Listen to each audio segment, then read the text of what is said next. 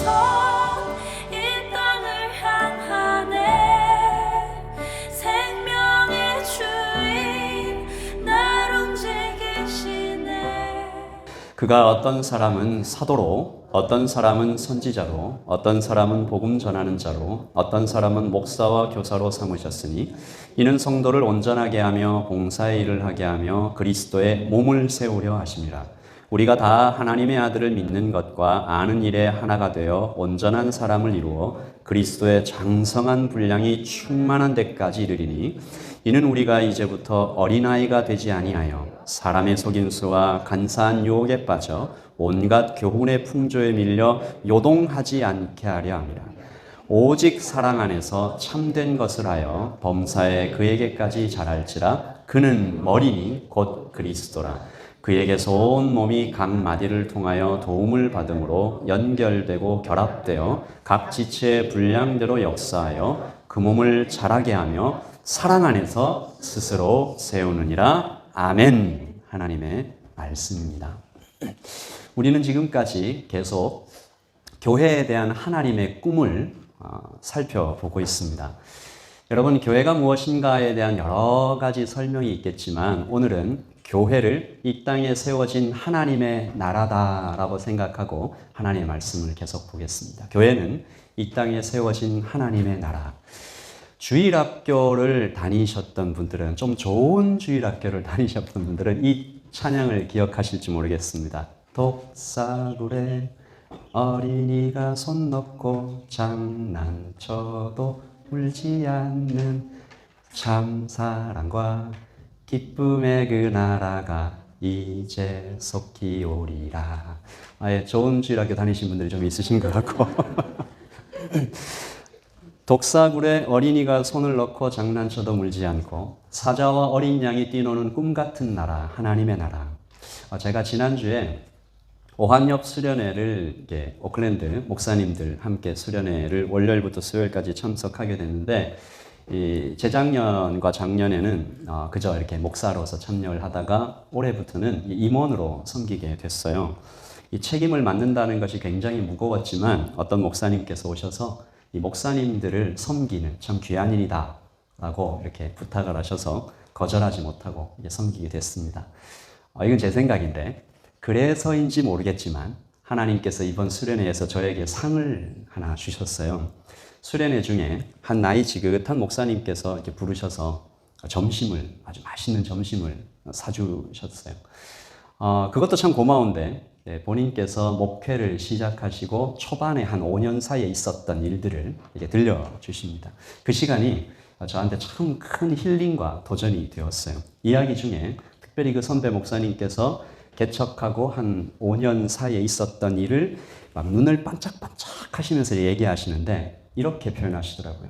본인은 지상에 천국이 있다면 바로 이런 모습이 아닐까 생각할 만큼 이 개척 초기에 그렇게 행복했다라는 거죠.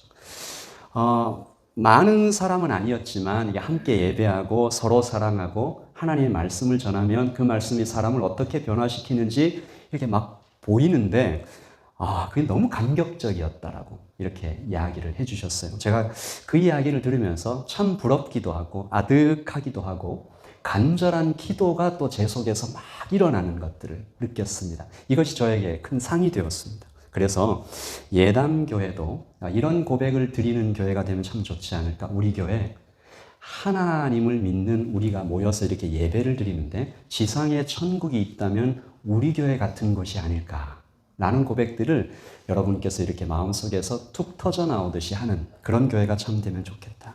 하나님을 찬미하며 또 온 백성에게 칭송을 받으니 주께서 구원받는 사람을 날마다 더하게 하시니라. 예배에 우리가 뜨거운 열정으로 예배하고 하나님 말씀을 들으면 그 말씀대로 살려고 막 애를 쓰고 서로 사랑하고 시간과 돈을 나누고 그렇게 섬길 때 여러분 기억하십시오. 하나님의 선교가 불타듯이 일어날 것입니다. 아멘이십니까? 여러분, 저는 예담교회에 이런 일이 일어날 것을 믿게 되었습니다. 제가 단지 소망하는 것이 아니라 그 목사님과 함께 이야기하고 숙소로 들어가서 기도하는 시간에 이런 일이 정말로 일어날 것이다 라고 기대하고 믿게 되었습니다. 하나님, 여러분 예담교회에서 말씀의 부흥이 일어날 것입니다.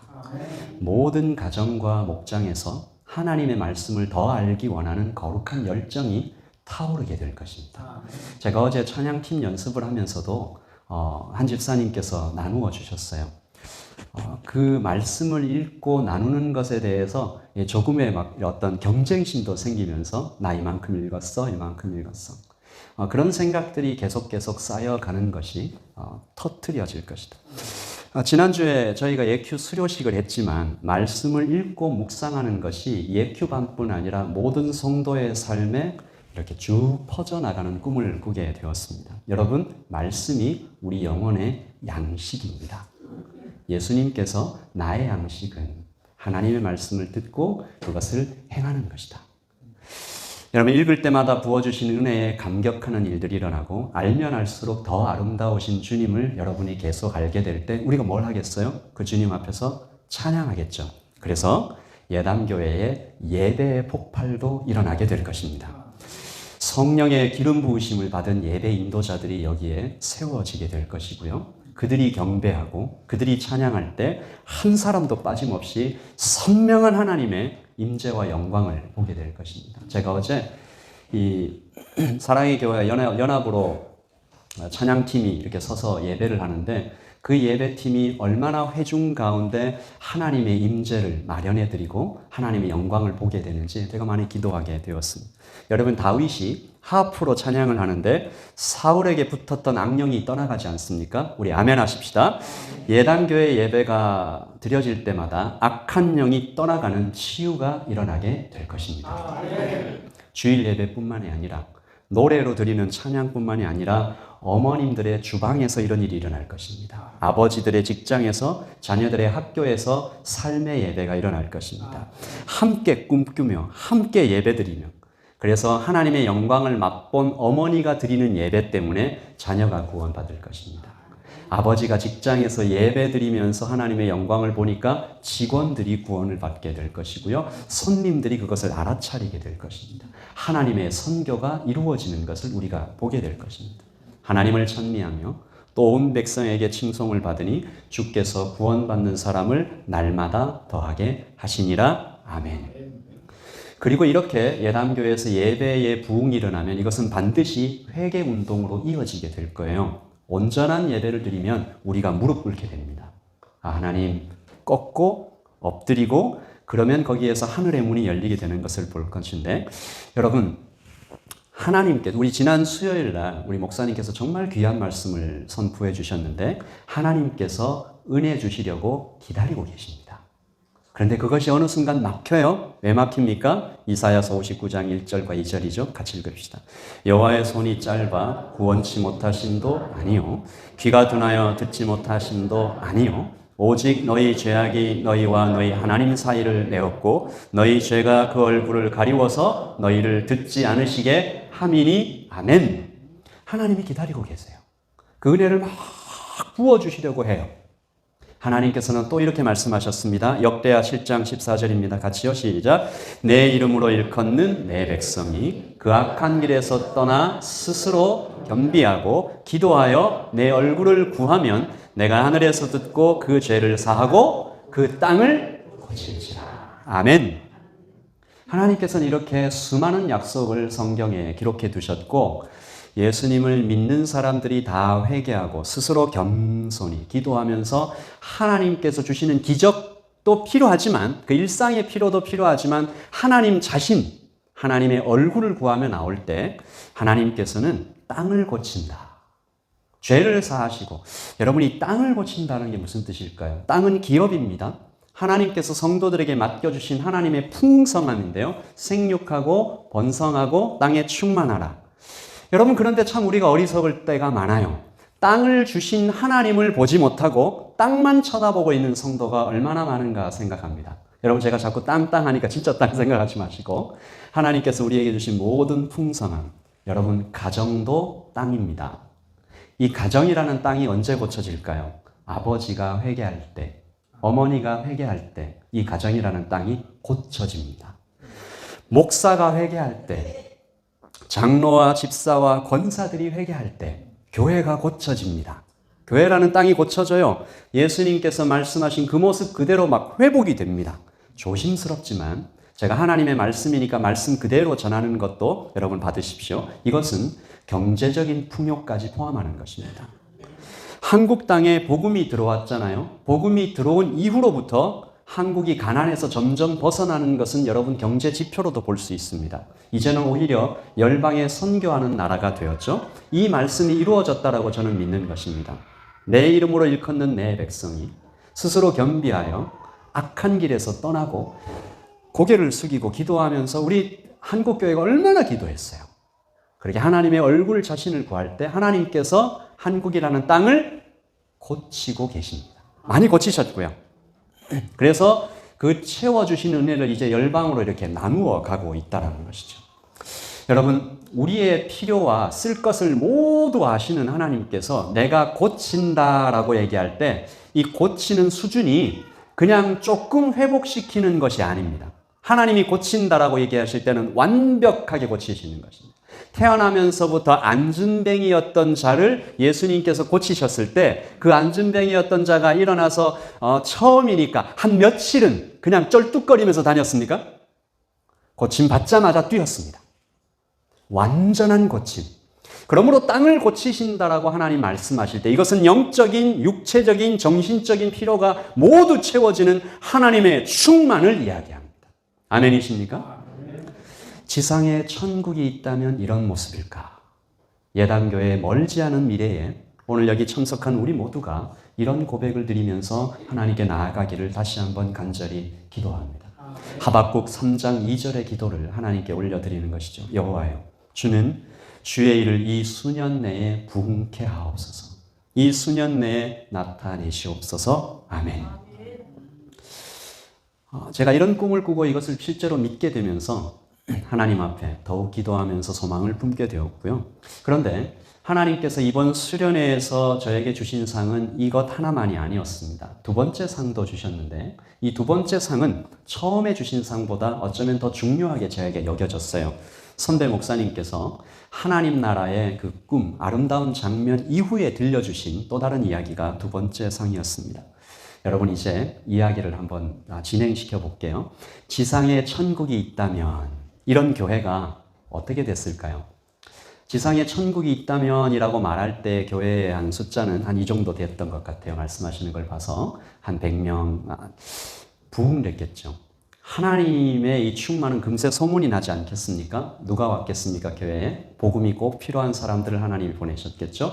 가난한 자도 오고 몸과 마음이 아픈 자도 오고 어린이도 오고 어르신들도 옵니다. 그래서 교회가 자꾸 이렇게 성장하는 거죠. 소문난 교회가 되었습니다. 지상에 천국이 있다면 교회, 이 교회로 몰려들었습니다. 어떤 때는 한 주에 5가정, 어떤 때는 한 주에 10가정이 새 가족으로 오기도 했다라고 말씀하시더라고요. 그런데 여러분, 또 어떤 사람이 오겠습니까? 가난한 사람, 복음이 필요한 사람, 몸이 약한 사람만 올까요? 아닙니다. 능력 있는 사람도 오십니다. 돈이 많은 사람도 오십니다. 똑똑한 사람도 오시죠. 사역을 오래 한 분도 오십니다. 은사가 많은 사람들도 오십니다. 감사하죠? 좋은 일입니다. 그런데 목사님은 가슴 아픈 이야기를 들려주십니다. 아주 똑똑하고 인품도 훌륭하시고 사회적으로도 이분이 지위가 높으시고 사역도 참 많으신 한 성도님의 이야기였습니다. 자연히 그분이 들어오시니까 그분 중심으로 사람들이 모이고 또 그분이 열심으로 교회 사역을 하시니까 또 더 사람들이 이렇게 신뢰하게 되었습니다. 그러던 어느 날 문제의 그 사건이 터지게 되었다는 것이죠. 제가 그 사건을 구체적으로 말씀드릴 수 없지만 목사님은 그날 이후에 본인의 교회에도 그런 일이 생겼지만 평생의 목회 여정 중에 다른 교회에서도 여러 번 그 광경을 보았다는 것이죠. 분명히 이 교회가 한 달 전에만 해도 지상에 천국이 있다면 교회였는데 이제는 지옥도 이런 지옥이 없다 교회로 바뀌어 갔다라는 것이죠. 오래 걸리지 않다. 한 발 한 발 조심조심 쌓아 올렸던 탑이 와르르 무너지는 것이 정말 순식간이다. 목사님은 아주 많은 날을 고통 속에 보내시면서 잠을 이루지 못하고 목사님은 저에게 이렇게 당부하셨습니다. 목사님, 많이 기도하시고 성령님을 어느 순간에도 놓지 마시고 꼭 붙잡으시고 하나님 말씀에만 집중하시고 하나님만 기쁘시게 하기를. 그리고 교회에 하나님의 질서가 분명히 설 수 있도록 기도하고 여러 가지로 애를 써보시라고 그렇게 얘기를 하셨습니다. 그분이 얘기하신 것 중에 천국 같던 교회가 지옥처럼 바뀌는 이유 중 하나가 교회 안에 세우신 하나님의 질서가 무너지기 시작할 때라고, 그 이유 중에 하나다. 제가 이렇게 질서에 대해서 얘기를 시작하면 어떤 분들이 이렇게 말씀하십니다. 교회 안에 무슨 질서가 필요한가? 서로 사랑하고 다 같이 똑같은 평등한 것이 아닌가? 하나님의 교회에 높고 낮음이 어디 있는가? 라고 묻는 분들이 생길 수 있습니다. 여러분 맞나요? 맞습니다. 하지만 다시 생각해 볼 때 이것은 하나님께서 얘기하신 성경에 나와 있는 질서와 직분에 대해서 조금 오해하고 계신 것 같아요. 교회에는 질서가 있습니다. 그리고 반드시 있어야 됩니다. 이것은 누구에 대한 질서인가요? 예수 그리스도에 대한 질서입니다. 우리 모두가 예수님을 머리로 한 몸이 되어서 예수 그리스도께서 머리 되시고 우리 모두가 지체가 되는 그런 질서이십니다. 우리가 이거 다 알아요. 교회에서 누구도 내가 주인이다라고 입을 열어서 얘기하는 분이 없어요. 목사님이 주인이라고 요즘은 얘기 안 해요. 그런데 실천하기는 왜 이렇게 어려운 것일까? 몇 년 전에 작고하신 소천하신 한 목사님께서 이런 얘기를 해주셨어요. 교회는 은혜가 있고 싸우지만 않으면 저절로 부흥하게 되어 있다. 처음엔 들으면서 되게 재밌었는데 여러 번 곱씹어봐도 맞는 말씀입니다. 교회에 은혜가 있다라는 말은 복음 자체가 사람을 살리는 생명력이 있기 때문이죠. 이게 좀 저는 하나의 그림처럼 보이더라고요. 교회에 은혜가 있다. 하나님의 생명이 하나님께서 주시는 그 은혜의 선물들이 하늘로부터 이렇게 막 쏟아져요. 어디에 담기겠습니까? 교회라는 이 그릇에 담깁니다. 어떤 그릇에 담아야 될까요? 이 그릇은 어때야 될까요? 이 그릇의 크기와 깨끗함도 중요하다고 성경이 말씀하십니다. 저는 근데 깨끗함도 중요한데 구멍이 안 나 있는 게 되게 중요한 것 같아요. 하늘에서 이렇게 막 부어주셔도 구멍 나 있으면 다 쏟아져 버리는 것이죠. 그래서 서로 사랑하면서 우리 교회는 서로 사랑하면서 옆에 있는 사람 손을 꽉 잡고 단단하게 구멍 없이 든든하게 질서가 잡혀 있어야 합니다. 그러면 은혜는 자연스럽게 차오르는 것이죠. 하나님을 찬미하며 또 온 백성에게 칭송을 받으니 주께서 구원받는 사람을 날마다 더하게 하시니라. 여러분 질서라는 말이 아직도 좀 딱딱하게 들리는 분이 있다면 여러분께서 혹시 세상에서 경험한 좀 그 폭력적인 질서의 개념을 여러분 머릿속에 갖고 계신지 모르겠습니다. 오늘 예배를 통해서 하나님의 말씀을 통해서 우리의 생각을 성령께서 바로잡아 주시기를 예수님의 이름으로 축복합니다. 오늘 우리가 읽은 말씀이 바로 그 단단한 질서가 교회의 질서가 지상교회에 어떻게 실천되고 있는지 보여주고 있습니다. 에베소서 4장 11절이죠. 시작. 그가 어떤 사람은 사도로, 어떤 사람은 선지자로, 어떤 사람은 복음 전하는 자로, 어떤 사람은 목사와 교사로 삼으셨으니 아멘. 예수님께서 어떤 사람들을 지명해서 불러서 세워주십니다. 너는 여기 지명해서 예수님께서 원하시는 자리에 세워주십니다. 그러면 그들이 예수님의 마음으로 예수님의 손과 발이 되어서 이렇게 막 섬겨갑니다. 그러면 교회의 질서는 아주 당연하게 견고하게 세워지죠. 자연스럽습니다. 왜 잘 되지 않을까? 왜 지상 천국 같은 교회를 우리가 다 원하고 그런데 왜 지옥도 이런 지옥이 없다라는 교회로 변해버리는 것일까? 여러분 잘 들으십시오. 주님의 말씀을 잘 듣지 않았기 때문입니다. 아닌데요. 저희들은 매주 교회에 왔는데요. 매주 교회에 와서 하나님의 말씀을 듣고 그리고 주중에도 성경을 펴서 읽었는데 왜 우리 보고 주님의 말씀을 잘 듣지 않았다라고 하십니까? 여러분 제가 보니까 사춘기 자녀들이 꼭 그런 것 같아요. 대충 듣습니다. 엄마가 분명히 말했는데 뭐라고 그래요? 못 들었다고 합니다. 남편들도 가끔 그러시는 것 같아요. 들었다고 말씀을 하시는데 엉뚱한 것을 사옵니다. 그런 경우가 있죠. 그것이 말씀을 잘 듣지 않았다라는 것의 참 의미입니다. 하나님의 말씀을 듣기는 들었는데 실천하지 않았어요. 제가 성도님들과 신방도 하고 예담교회 말고 다른 교회 성도님들하고 얘기를 해보면 처음 들었다고 그래요. 제가 어떤 게 성경의 말씀을 풀어서 말씀에 처음 들었다고 그래요. 그래서 제가 그 교회 목사님 만나보지 않겠습니까? 얘기했다 그래요. 듣긴 들었는데 머리로만 들었다. 아니 얘기했다 정도가 아니었어요. 여러 번 얘기했다고 그러셨어요. 듣긴 들었는데 머리로만 들었다면 그 말씀은 나를 결코 겸손하게 만들지 못합니다. 지식만 쌓여서 다 알아. 여러분, 귀 있는 자는 성령께서 교회에게 하시는 말씀을 잘 들을지어다. 아멘이십니까? 귀 있는 자는 성령께서 교회에게 하시는 말씀을 잘 들으실지어다. 엉뚱한 것에 가서 찾지 말고 주님께서 원하시는 바로 그것을 오늘 실천하는 예단교회가 되기를 예수님의 이름으로 축복합니다. 교회의 질서를 생각할 때 우리가 가장 먼저 질문해 보아야 할 질문은 이것입니다. 시작. 누가 세우시는가? 에베소서 4장 11절 같이 읽습니다. 다시.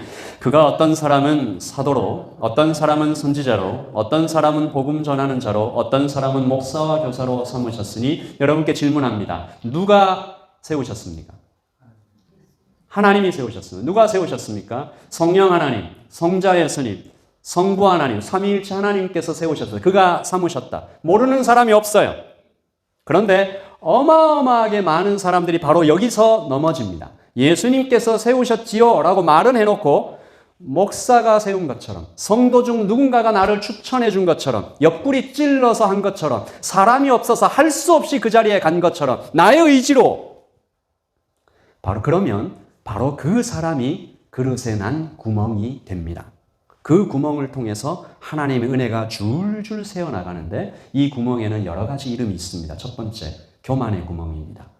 예수님께서 세우셨음을 진심으로 온 마음으로 믿지 않습니다. 나 없으면 안 되지. 내가 잘해서 그래도 여기에 세워졌지. 내가 노래를 좀 하지. 내가 또 사람들을 좀 이렇게 잘 이렇게 모으지. 내가 했지. 내가 인기가 있으니까 이 자리에 있지. 라고 얘기합니다. 여러분, 예수님께서 세우셨음을 정말로 믿으면 그의 입술에서 감사만 나올 것입니다. 두 번째, 불평의 구멍입니다. 말씀을 바로 들었다면 이 불평은 불가능합니다. 왜 바쁘고 할 일 많은 나에게 이런 일을 시키시는가? 왜 하나님은 나에게 이런... 제가 어떤 분에게 한 2주쯤 된 것 같은데 이분은 매주 토요일 교회 청소를 맡게 되었습니다. 교회가 커요. 이렇게 얘기하면 어떤 교회인지 대충 굉장히 커요. 찬양하면서 쓸고 담고 하는 시간이 한 3시간 걸린다고 그래요. 매주 토요일 날. 근데 이분이 제가 그 말씀하시는 표정을 열심히 봤어요. 천국 같다. 자기 소원은 하나님께서 제발 이 교회 청소하는 시간을 이 봉사를 그만두게 하지 않으셨으면 좋겠다. 제가 표정만 봐도 제가 잘 못 봤을 수도 있는데 제가 그때 그분의 표정을 보고 읽은 마음은 이분 진심이구나. 하나님께서 내게 이 일을 맡기셨기에 나는 감사밖에 드릴 것이 없다. 그러므로 예수님께서 나를 이 자리에 세우셨으면 그것이 크게 여겨지든 작게 여겨지든 어떤 직분이든지 참 귀한 것이라고 알고 하나님 나를 이곳에 보내셨다. 그런데 이것을 가벼이 여기는 사람이 있습니다. 하나님께서 그 책임을 물으실 날이 분명히 올 것입니다. 그리고 세 번째, 원망의 구멍입니다. 이것은 육체적으로 힘든 일보다는 좀 정신적으로 왜 나만 욕을 먹어야 하느냐. 이렇게 말씀하시는 거 들은 적이 있어요? 돈 받고 하는 것도 아닌데 교회 일 하면서 욕 먹기 싫다. 몸 힘든 것보다 마음의 고통이 더 힘들지. 그러나 다시 한번 예수님께서 맡기셨다. 기억하십시오. 우리 주 예수 그리스도께서 하나님 아버지께서 당신께 맡기신 일들을 어떻게 걸어갔는지 모욕과 수치를 당하시면서 골고다를 걸어 올라가시면서 엘리 엘리 라마 사박다니 나의 하나님 어찌하여 나를 버리셨나이까. 극한의 고통을 불평하지 않으셨어요.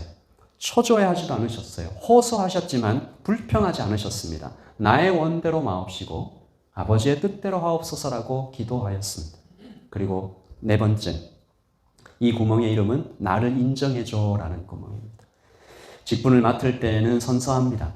잘 선서하지만 그 마음 금방 잃어버려요. 시험이 올 때 어떤 일을 맡을 때 금방 다 놓아버려요. 예수님께서 맡기셨음을 믿는다면 그가 그렇게 쉽게 놓을 수 있을까? 어떤 분들이 이렇게 얘기합니다. 제가 기도를 해봤더니 하나님께서 이거 놓으라고 하십니다.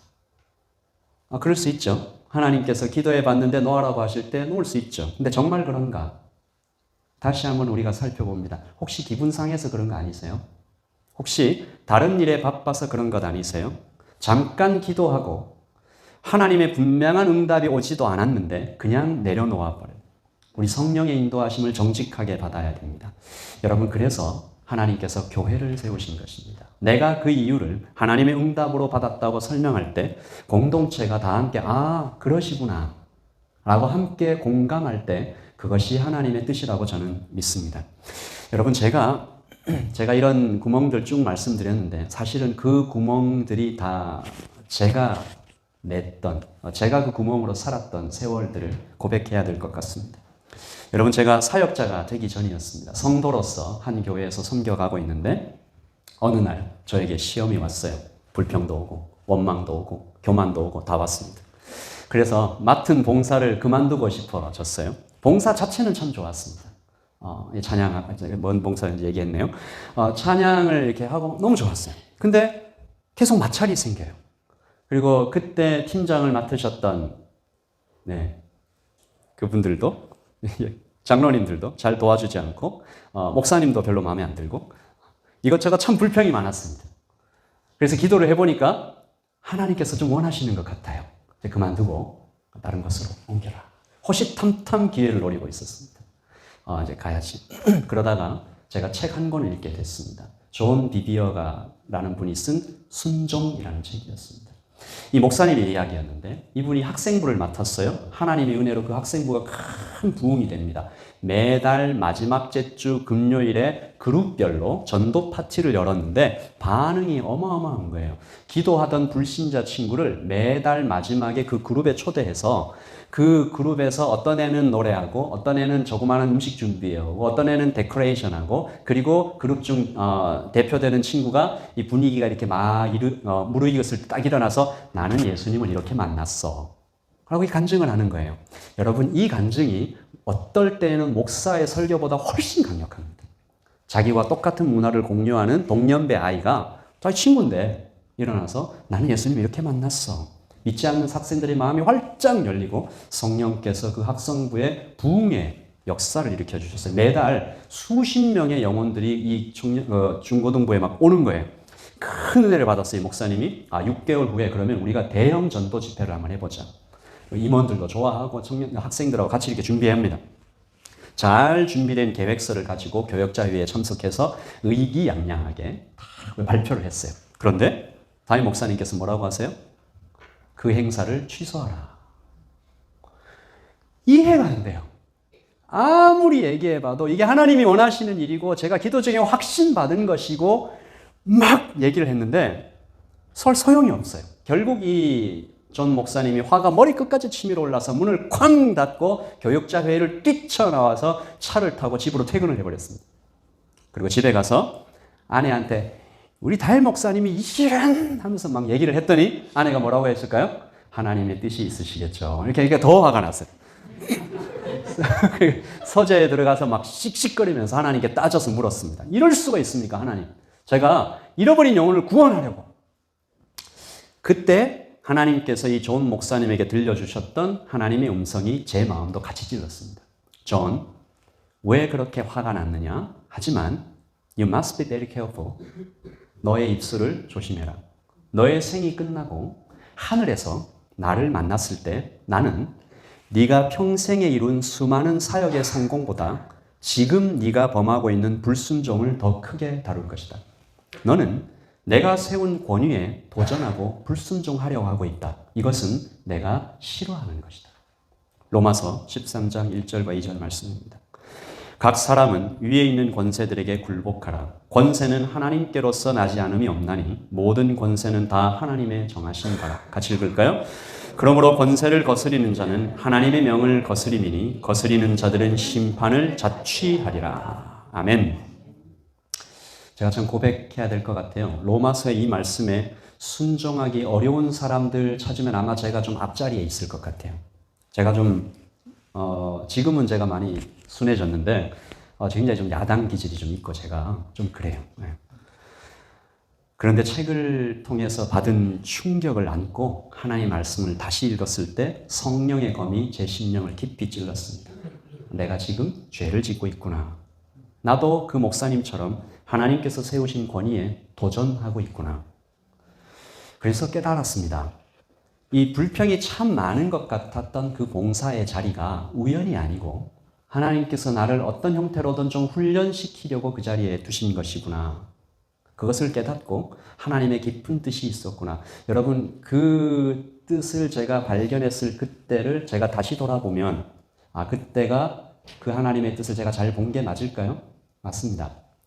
제가 지금 되돌아보니 제가 그때 훅 뛰쳐나오지 않고 그곳에서 계속해서 봉사를 이어갔던 것이 하나님의 뜻이었습니다. 지금은 교회의 질서에 순종해야 할 때이구나. 오늘 제가 여기 있을 수 있는 이유는 그 책을 통해 다시 읽게 된 하나님 말씀의 은혜였다라는 생각이 듭니다. 여러분, 지극히 개인적이고 감정적인 결정들이 기도의 응답이라는 말로 포장됩니다. 그래서 나 자신과 교회를 힘들게 할 수도 있음을 여러분 지혜롭게 판단하시기를 소원합니다. 오늘 우리는 누가 세우셨는가라는 이 질문에 대답했습니다. 그러면 두 번째 질문으로 한번 넘어가 보실까요? 두 번째 질문입니다. 자, 같이 읽을까요? 시작. 어떻게 세우시는가? 네. 어떻게 세우십니까? 하나님께서는 교회를 통해 세우십니다. 여러분, 이것을 이제 예담교회 모든 성도님들이 다 아멘 하시고 지금부터 걸어가야 될 타이밍입니다. 하나님께서 이 지상에 세우신 교회를 통해서 부르십니다. 지상에 세우신 교회를 통해서 그만두게 하시는 것도 교회를 통해서 그만두게 하십니다. 옮기시는 것도 교회를 통해 그렇게 하십니다. 그러므로 우리가 한 번 맡은 봉사를 평생 그만둘 수 없는가? 도무지 여건이 되지 않는데 무조건 순종해야 되는가? 이런 모든 질문에 대해서 우리는 대답할 수 있는 것이죠. 교회 공동체의 현명한 결정에 우리가 함께 순종해 나가는 것입니다. 여러분, 제가 한 이야기를 좀 들려드릴게요. 예루살렘 교회 이야기입니다. 굉장히 크게 부흥했습니다. 엄청나게 부흥했죠. 근데 성도가 얼마나 됐는지 정확하게 모르지만 그냥 계산해 볼 때 3,000명이 회개하고 돌아왔다고 했으니까 남자만 센 거니까 어마어마한 숫자죠. 근데 지도자가 몇 명이에요? 사도가 12명밖에 없습니다. 성령께 사로잡혀서 살아가는 현명하고 능력 있는 사도들이라도 한계에 부딪힐 수밖에 없습니다. 교회에 문제가 생깁니다. 구제하는 일에 불평이 생겨요. 여기저기 이렇게 잘 나눠주고 있었는데 이게 잘 안 됐어요. 왜 우리한텐 적게 주느냐? 목회 행정에 문제가 생깁니다. 이때 사도들이 어떻게 했어요? 같이 읽어보겠습니다. 시작. 형제들아, 너희 가운데서 성령과 지혜가 충만하여 칭찬받는 사람 7을 택하라. 우리가 이 일을 그들에게 맡기고 우리는 오로지 기도하는 일과 말씀 사역에 힘쓰리라. 아멘. 여러분, 7 집사를 세워서 교회를 섬기게 합니다. 여러분, 질문해 볼게요. 이때 세워진 7 집사는 누가 세웠습니까? 누가 세웠어요? 왜 대답을 안 하세요? 누가 세우셨어요? 1차적으로 하나님이죠. 또 누가 세웠습니까? 성도들이 함께 세웠습니다. 교회가 세웠습니다. 사도들이 임명한 것도 아닙니다. 물론 임명할 수 있겠지만 예루살렘 교회의 성도들이죠. 그리고 그들을 통해서 예수 그리스도께서 세우신 것입니다. 그러므로 우리가 이것을 고백합니다. 자, 저를 한번 따라해주세요. 예수님의 교회를 통해 친히 세우신다. 초대교회 성도들은 진심으로 이것을 믿고 받아들였습니다. 온 무리가 이 말을 기뻐하여 믿음과 성령이 충만한 사람 스데반과 빌립과 브루고로와 니가노로와 니몬과 바데마와 유대교에 입교했던 안디옥 사람 니골라를 택했다. 기뻐했어요. 믿음과 성령이 충만한 사람을 골라서 뽑았습니다. 그리고 그 이후에 어떤 일이 있었습니까? 6절입니다. 시작. 사도들 앞에 세우니 사도들이 기도하고 그들에게 안수하니라. 아멘. 여러분, 질서가 생기고 있는 게 보이시죠? 그 집사님들이 사도들보다 못하다? 아닙니다. 그 중에 어떤 분, 특별히 스데반 같은 분들은 그 12사도들보다 훨씬 깊은 성경 지식과 순종과 영적인 어떤 영성이라고 해야 되나요? 어마어마했던 분이에요. 그런데 질서가 그렇게 세워지는 것입니다. 그리고 사도들의 권위 앞에 7 집사를 이렇게 쫙 세우고 나니까 하나님께서 이를 기뻐하셨다는 것을 우리가 알 수 있는데 7절입니다. 같이 읽어보죠. 하나님의 말씀이 점점 왕성하여 예루살렘에 있는 제자의 수가 더 심히 많아지고 허다한 제사장의 무리도 이 도에 복종하니라. 아멘. 여러분, 그 전에도 부흥이 있었습니다. 이 사도행전을 보시면 그 전에도 부흥이 있었죠. 그러나 더 큰 부흥이 왔다고 성경은 아주 힘주어 강조하고 있습니다. 교회의 질서가 견고하게 서고 이 행정이 원활하게 돌아갈 때 모든 백성들이 하나님 앞에 즐거워했다라는 것이죠. 그때로부터 지금까지 교회에는 항존직이 있게 되었습니다. 이게 종신직이 아닙니다. 항존직이라는 말은 항상 존재해야 할 직분. 교회에는 항상 이런 직분들이 있다. 후에 사도 바울이 개척한 교회에 장로를 세웠다라는 말씀을 따라서 장로와 집사를 세워서 안수해서 세워서 교회의 항존직으로 섬기게 했습니다. 그리고 한국 교회는 특별히 여성들의 필요와 또 그 은사를 존중해서 권사도 세우기로 하여 교회에는 장로와 집사, 권사 이 세 가지 직분을 질서 있게 세우게 되었던 것이죠. 그리고 초기에는 이 장로와 감독, 목사가 거의 같은 뜻으로 사용되다가 후에 말씀을 가르치며 예배를 인도하는 장로를 지금의 목사라고 부르고 행정과 권징을 담당하는 장로를 지금의 장로라고 구분해서 지금은 목사와 장로, 집사와 권사 이렇게 직분들이 세워지게 되었습니다. 사도 바울은 교회가 이들을 존중할 것을 힘써 강조하였습니다. 디모데전서 5장 17절입니다. 시작. 잘 다스리는 장로들은 배나 존경할 자로 알되 말씀과 가르침에 수고하는 이들에게는 더욱 그리할 것이니라. 아멘. 여러분, 이 말씀이 목사와 장로만 존경하라는 뜻인가요? 아닙니다. 교회에 세워진 모든 직분자들을 하나님께서 보내셔서 세우신 직분들처럼 존중하라는 얘기입니다. 하나님께서는, 예수님께서는 이 존중의 명령을 잘 지키는 자에게 주시는 상도 설명해 주셨습니다. 선지자의 이름으로 선지자를 영접하는 자는 선지자의 상을 받을 것이요. 같이 읽을까요? 의인의 이름으로 의인을 영접하는 자는 의인의 상을 받게 될 것이다. 아멘. 예당교회에 이런 복된 하나님의 질서가 견고하게 세워지기를 예수님의 이름으로 축복합니다. 여러분, 머릿속에 한번 떠올려 보세요. 어떤 장로님들이 세워져야 할까요? 목사는 어때야 할까요? 어떤 집사들이 세워져야 할까요? 어떤 권사들이 세워져야 할까요? 그리고 그분들은 어떤 관계로 서로를 사랑해야 할까요? 아름다운 천국의 질서가 어떤 모양이어야 할까요? 하나님의 말씀이 이루어지기를 소원합니다. 오늘 우리가 읽은 말씀 4장 12절을 읽겠습니다. 시작. 이는 성도를 온전하게 하며 봉사의 일을 하게 하며 그리스도의 몸을 세우려 함이라. 아멘. 오늘 우리가 이것을 위해서 함께 기도하는 것입니다. 천국 같은 교회, 천국 같은 지상천국에 이런 지상천국이 있을까? 이 교회가 계속 천국이 되기 위하여 세워진 교회의 질서가 아주 견고하게 분명하게 딱 세워질 수 있도록 직분을 받는 자도 두렵고 떨림으로, 그리고 직분을 받은 자를 존중하는 자들도 사랑과 존경으로. 아멘이십니까? 하나님을 찬미하는 예배가 뜨거운 교회가 되기를 소원합니다. 서로 사랑하며 시간과 돈으로 섬겨주는 교회가 되기를 소원합니다. 기도와 말씀에 힘쓰는 교회가 되기를 소원합니다. 그리고 분명하고 견고한 질서가 잘 서 있는 교회가 되기를 소원합니다. 우리 교회에는 어떠한 구멍도 없도록 불평과 원망과 교만과 나를 인정해줘 그런 것이 없도록 우리 하나님의 말씀을 한 번 더 읽겠습니다. 에베소서 4장 11절과 12절을 읽습니다. 한번 좀 띄워주시겠어요? 에베소서 4장 11절 시작. 그가 어떤 사람은 사도로, 어떤 사람은 선지자로, 어떤 사람은 복음 전하는 자로, 어떤 사람은 목사와 교사로 삼으셨으니 이는 성도를 온전하게 하며 봉사의 일을 하게 하며 그리스도의 몸을 세우려 하시니라. 아멘. 이 말씀이 우리가 들었잖아요. 들었으면 우리 가운데 새겨지고 그 들은 말씀이 우리의 손과 발로 실천되기를 예수님의 이름으로 축복합니다. 1세기 초대교회에 한 역사가가 있었습니다. 터툴리안이라는 분인데 이분이 변호사였어요. 근데 이분은 복음을 직접 듣고 예수님을 믿은 게 아니라 교회의 성도들이 어떻게 살아가는가를 보고 감동받아서 나중에 예수님을 믿게 된 분인데 그리스도인들이 이렇게 표현했습니다. 보라, 저들은 얼마나 서로 사랑하였는지. 저들은 아무 때나 서로를 위하여 생명을 버리기로 준비되어 있다. 여러분, 하나님의 말씀이 교회에 견고하게 뿌리내리고 예배가 불타오르고 회개의 운동이 일어나고 그리고 교회 질서가 분명히 세워지면 분명히 교회는 사랑이라는 모습으로 레프리젠트 됩니다. 보라, 저들은 얼마나 서로 사랑하였는지. 그가 그리스도인들을 세 가지로 표현하고 있죠. 아무 때나 사랑하는 사람들, 서로를 위하여 사랑하는 사람들, 생명을 버릴 만큼 사랑하는 사람들. 우리가 그런 교회 되어가기를 계속해서 소원하는 것입니다. 우리 눈을 감고 한번 기도하십시다.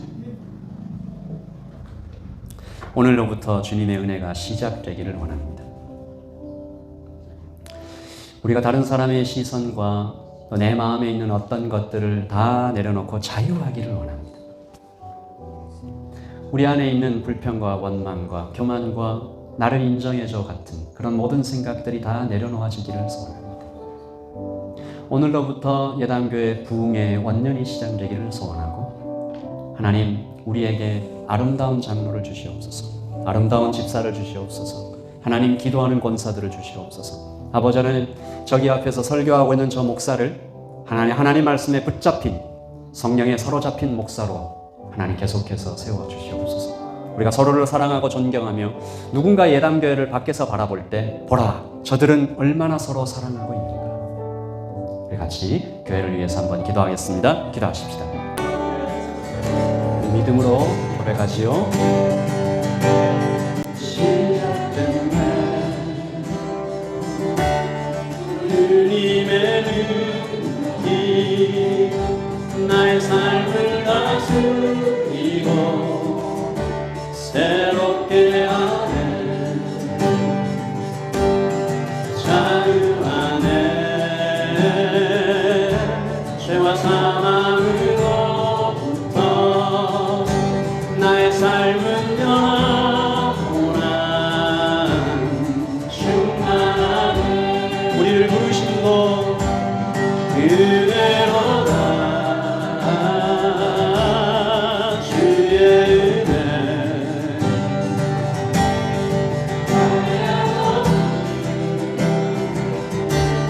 주의 은혜 은혜로다. 주의 은혜 변함없는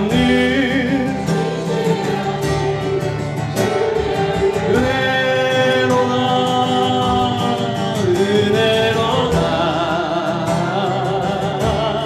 주의 은혜 한량없는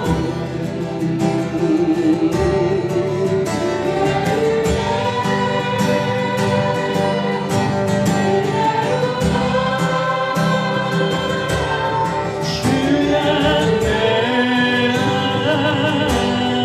변함없는 진실하신 주의 은혜. 우리 한 번만 더 기도하십시다. 괜찮으시면 우리 기도할 때 주여 한번 크게 부르시고 기도하실 텐데 교회를 위해 기도하시겠습니다. 주님, 목사를 세워주십시오. 장로를 세워주십시오. 집사를 세워주십시오. 권사를 세워주십시오. 목자를 세워주십시오. 사역 팀장을 세워주십시오. 서로 사랑과 존중하며 세워진 모든 분들이 주님 앞에 하나님을 찬미하며 온 백성에게 칭송을 받는 사람들 되게 하여 주십시오. 그래서 교회가 더욱 든든하여지고 하나님이 교회 안에 말씀의 부흥과 예배의 부흥과 회개의 운동이 일어나게 해달라고 우리 주여 한번 크게 외치시고 기도하겠습니다. 주여!